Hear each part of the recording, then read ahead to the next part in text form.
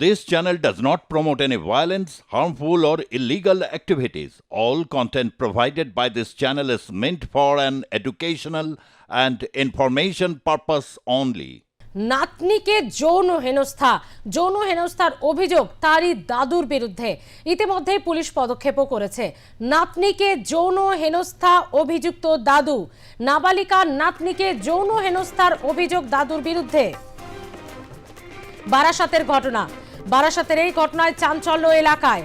নাবালিকা নাতনিকে যৌন হেনস্থা দাদুর, অভিযুক্ত দাদুকে ইতিমধ্যেই তার বিরুদ্ধে পদক্ষেপ করেছে পুলিশ।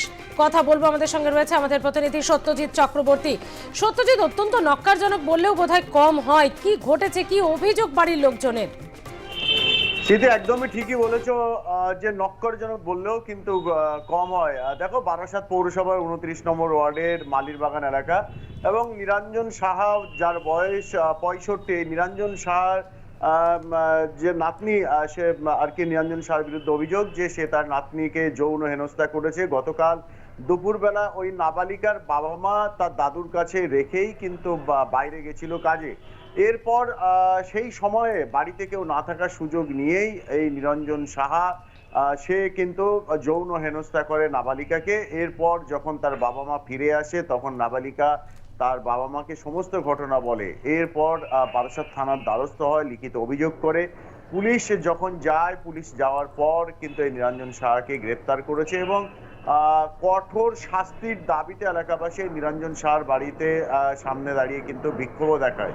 এই যে ঘটনা, এই ঘটনা কিন্তু অত্যন্ত একটা মর্মান্তিক, বেদনাদায়ক। কারণ শিশু নিরাপত্তা, মহিলা নিরাপত্তা নিয়ে কিন্তু ফের প্রশ্নের মুখে। তাহলে আমাদের মানবিক সামাজিক যে অবক্ষয় সেটা কোন স্তরে পৌঁছে গেছে, সেই প্রশ্নটাই কিন্তু উঠেছে। তুমি জানো, বারাসাত মধ্যমগ্রাম এই এলাকায় একের পর এক যেভাবে খুন হচ্ছে এবং মারামারি হচ্ছে, তারপর এই যে নারী নিরাপত্তা, সেই নারী সব মিলিয়ে সর্বস্তরের কিন্তু একটা অবক্ষয় দেখা দিয়েছে এবং মানুষের মুখে মুখে এমনকি মানুষ পারস্পরিক যে সন্দেহ সেটাও কিন্তু বৃদ্ধি পেয়েছে। সব মিলিয়ে এখন দেখার পুলিশ কি কড়া পদক্ষেপ করে এবং নাবালিকা ইতিমধ্যেই কিন্তু চিকিৎসাধীন বারাসাত মেডিকেল কলেজ হাসপাতালে। সুস্থ হওয়ার পর তার গোপন জবানবন্দি নেওয়া হবে, তারপর আইনি যে প্রক্রিয়া, বিচার প্রক্রিয়া, সেগুলো নিরঞ্জন সাহার বিরুদ্ধেই কিন্তু শুরু হবে। স্মৃতি, আপাতত ধন্যবাদ সত্যজিৎ। সব মিলিয়ে দাদুর বিরুদ্ধে অভিযোগ, যদিও অভিযুক্ত এখনো তিনি প্রমাণিত নয়, তার বিরুদ্ধে দোষ।